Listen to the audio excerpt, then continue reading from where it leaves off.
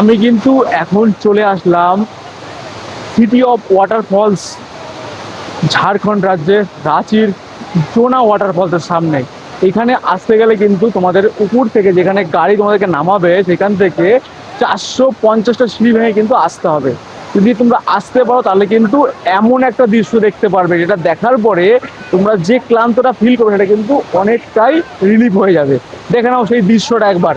হাজারো পর্যটক রয়েছে, তার মাঝখান থেকে এই দৃশ্য তোমাদের সঙ্গে যদি বলি। এই হচ্ছে সিঁড়ি নামার শেষ, আর এই হচ্ছে 1 2 3। এই দেখো জোনা ওয়াটারফল। ও হো হো হো, কি দৃশ্য দেখো! উপর থেকে বেশ সুন্দর করে জল পড়ছে নিচে, উপরে লেখা রয়েছে ওয়েলকাম টু জোনা ফলস।